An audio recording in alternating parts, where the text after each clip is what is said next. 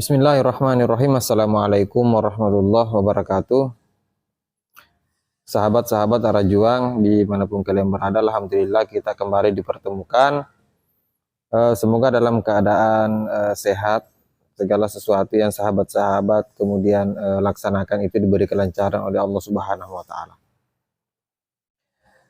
Baik sahabat-sahabat sekalian, kembali di video kali ini kita berjumpa lagi. Dan tentu perjumpaan kita itu akan membahas sesuatu yang harapannya saya atau harapannya kita semua dari pembahasan di video kali ini itu kemudian bisa menjadi bahan edukasi, bahan informasi baru, dan kemudian menjadi awal mungkin untuk saudara-saudara kita yang masih berada di dalam barisan Islam Jamaah dan kemudian bisa meninggalkan Islam Jamaah dengan pertimbangan dan pemikiran yang jernih. Jadi saya sudah sampaikan clue-nya bahwa pembahasan kita kali ini kita akan tetap membahas sebuah persoalan yang rasa-rasanya pembahasan kita akan lebih panjang lagi. Karena semakin kita membahas soal seperti ini, semakin banyak konten kreator yang kemudian membahas persoalan ini, maka akan lebih menguatkan lagi kepada instansi-instansi mungkin yang berwenang untuk kemudian pada akhirnya nanti Islam Jamaah bisa diberikan teguran yang keras, bahkan mungkin bisa sampai dibubarkan. Baik. Seperti video-video sebelumnya, sahabat-sahabat sekalian, saya selalu melampirkan cuplikan video yang saya perdengarkan, yang saya perlihatkan kepada sahabat-sahabat, dan kemudian kita akan membahas apa yang disampaikan oleh di cuplikan video yang akan kita saksikan.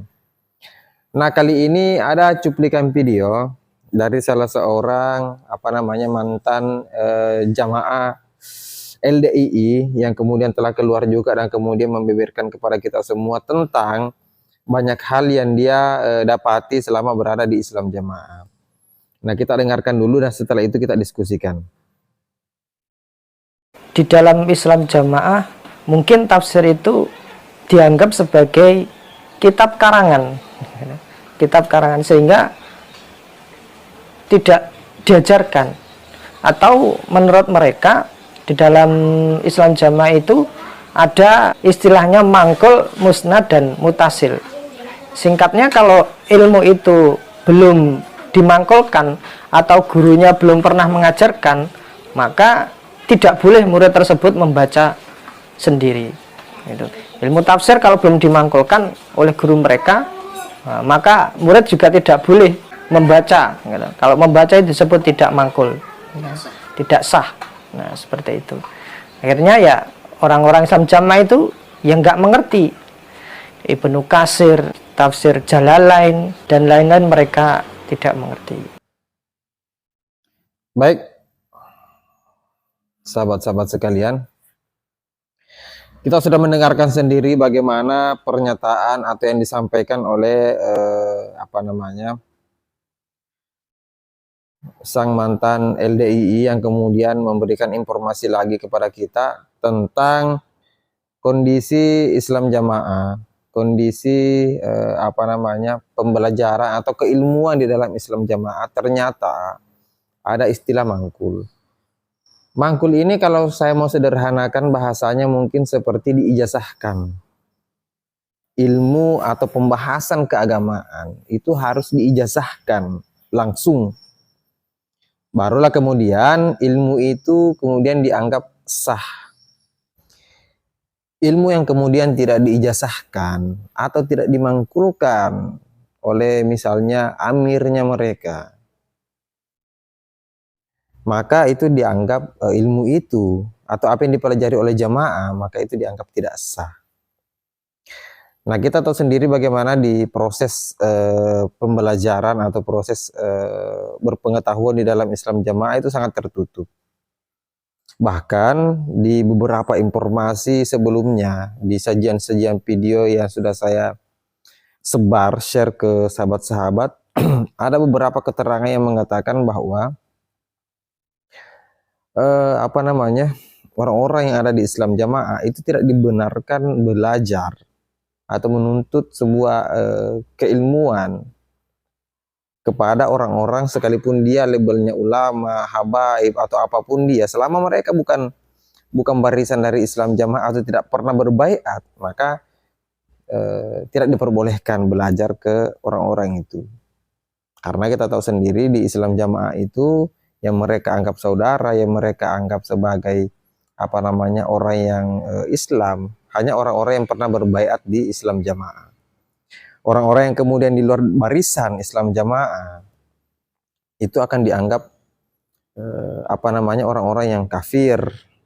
Karena orang-orang LDII yang kita ketahui kan memang mereka konsepnya atau pemahamannya itu adalah takfiri. Orang-orang yang di luar kelompok LDII akan dianggap orang-orang yang kafir.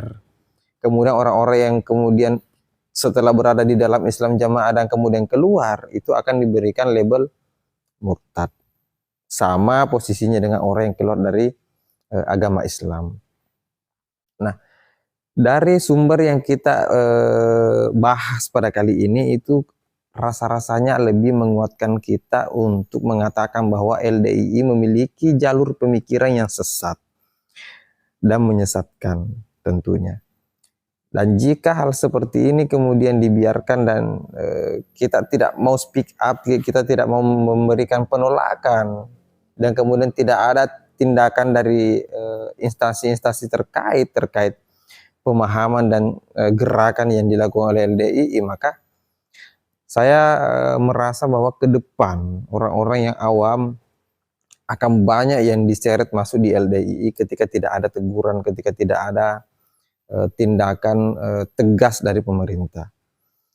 Saya pikir kita tetap berjuang untuk menyuarakan, untuk kemudian menolak konsep yang ada di dalam Islam Jamaah.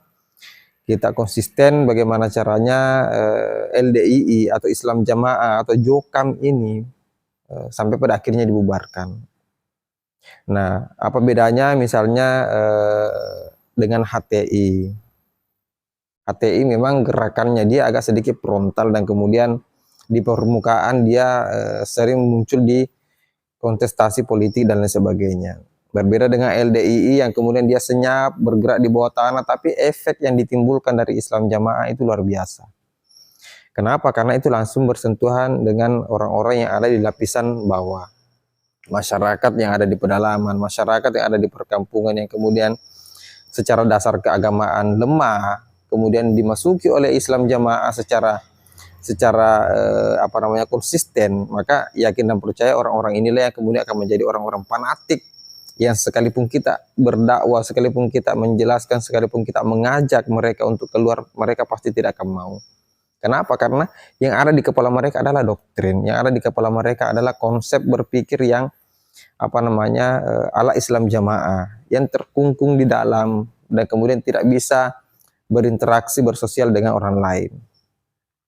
Baik sahabat-sahabat sekalian, mungkin ini saja yang sempat saya sampaikan. Semoga ini bisa menjadi bahan edukasi. Silahkan disebar, silahkan di-share ke saudara-saudara kita. Semoga pembahasan kita ini bisa menjadi sumber informasi baru untuk saudara-saudara kita yang ada di dalam Islam Jamaah. Semoga mereka bisa cepat tersadarkan, diberikan akal sehat, dan kemudian diberikan hidayah oleh Allah Subhanahu wa Ta'ala dan meninggalkan Islam Jamaah, kemudian masuk menjadi Islam yang rahmatan lil alamin. Mungkin itu saja. Akhir kata, wallahul muwaffiq ila aqwamit thoriq. Assalamualaikum warahmatullahi wabarakatuh.